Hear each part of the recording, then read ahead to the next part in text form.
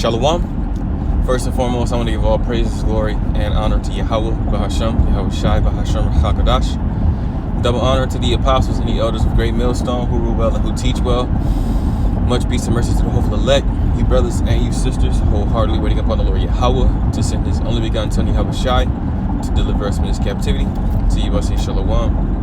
It's going to be a swift in transit video, and I just wanted to point out something that I noticed, in the spirit.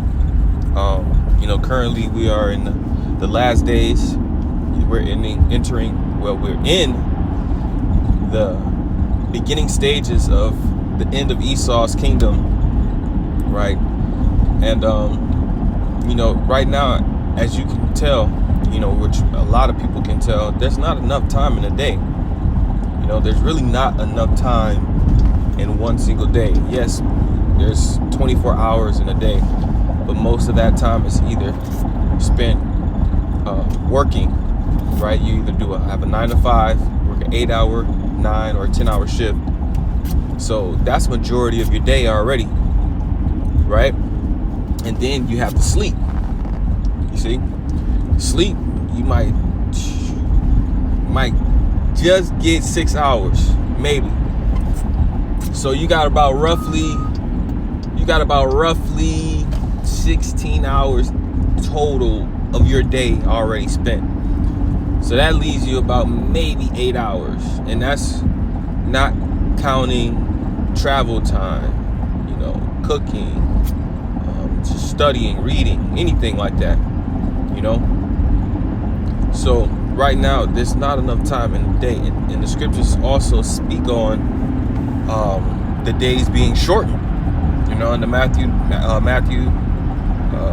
believe it's the 24th chapter, verse 22. I'm not going to read it, just quoting it, but it says, except those days be shortened, no flesh shall be saved, but for the elect's sake, the days shall be shortened, right? So we can physically feel the days being shortened, and this is how we know Yahweh Shai Shai's prophecies are also coming to pass, because you see the different things, the rumors of wars, the uproars of the people, earthquakes in diverse places. But now, if you really pay attention, man, time is flying. Time is literally flying. So we're now in a time where there's not enough time in a day. So you have to really manage your time wisely. You got to make sure you're getting your videos done. You got to make sure you're studying, staying sharp on the breakdowns. You also got to make sure you're giving time to prayer to Yahweh Shai, and then you have the different daily things that you might, like to do. Some brothers go to the gym, some brothers do jujitsu, some brothers go, have different hobbies. You might do some YouTube creations and things like that. However, all these different things are, what is it called? Not so much as hobbies. They're hobbies, but they're not important. The scriptures say bodily exercise profiteth little. So exercise is good, but what does it say? But let me see.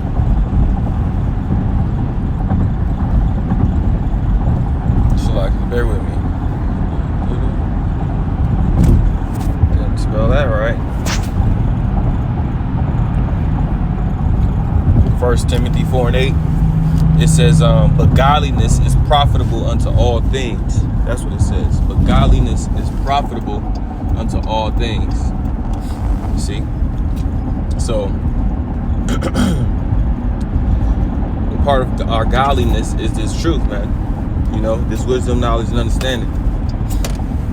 The scriptures say, add to your faith virtue, knowledge, temperance, patience,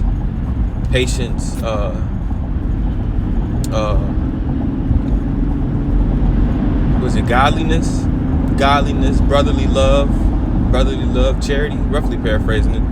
But there's a order, we obtain godliness through our sufferings and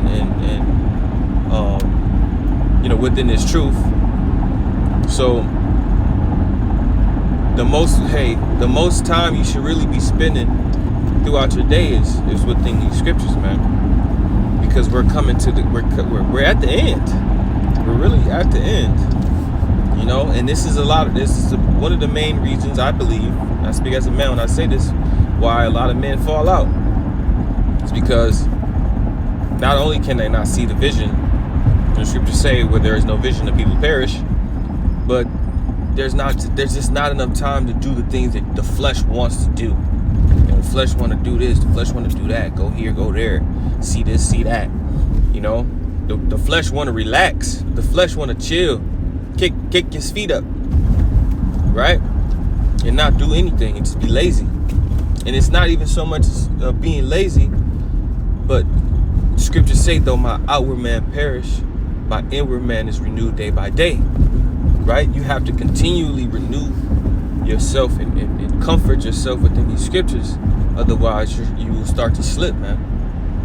You know, because the flesh is weak. We're worn out, man. Scriptures say that he shall wear out the saints of the Most High. He kicking our ass, man. He got us in overdrive on these lines, you know, on these different in these different assembly plants, you know, in these different grocery stores. You got just a handful of people working behind the registers, but everything is starting to become autonomous.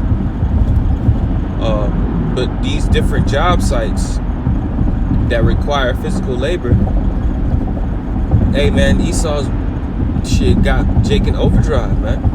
He wearing our ass out. And it started with, you know, the Northern Kingdom over here, but it also transitions into the workload and the forced labor that we have to do in order to so-called quote-unquote survive or live.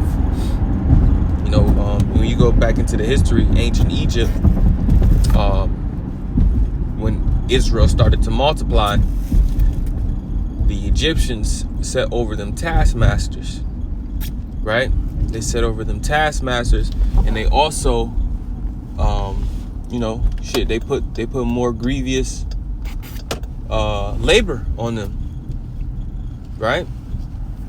Made it difficult to do their jobs. You know, they weren't providing the straw and the brick anymore, you know, because they wanted to keep us moving and working and laboring. You know, the scriptures say an idle servant will seek liberty.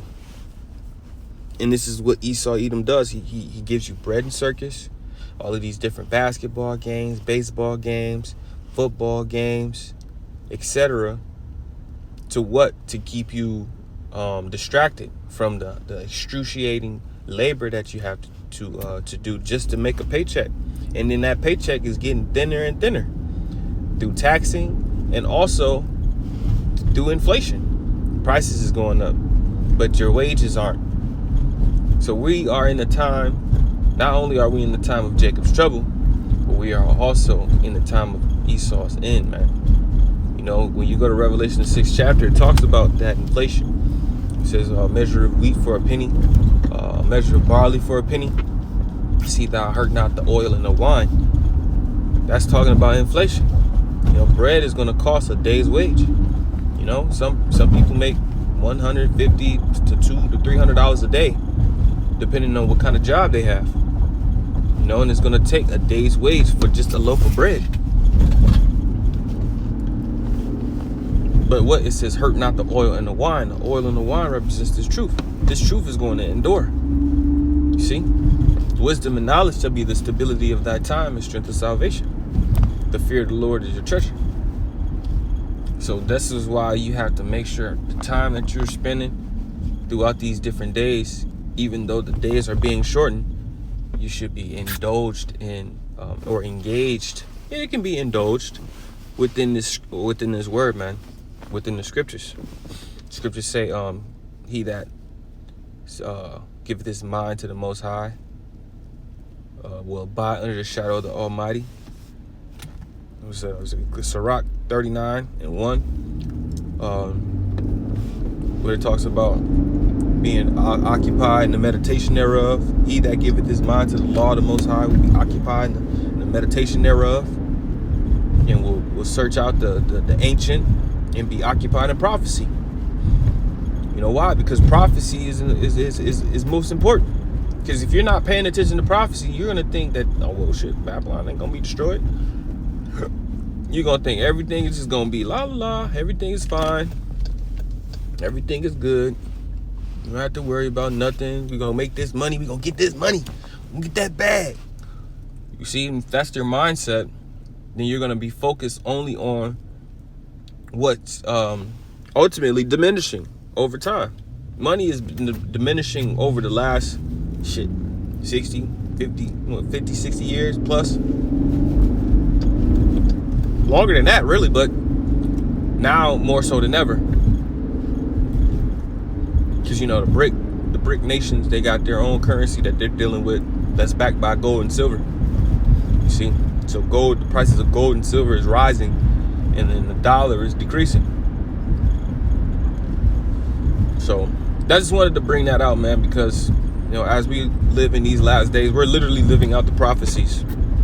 As we live in these last days, you know, we're going to start really feeling it, right? We've been preaching it and talking about it for so long, but now we're about to start really feeling it, you know, and that's a part of that bitterness too.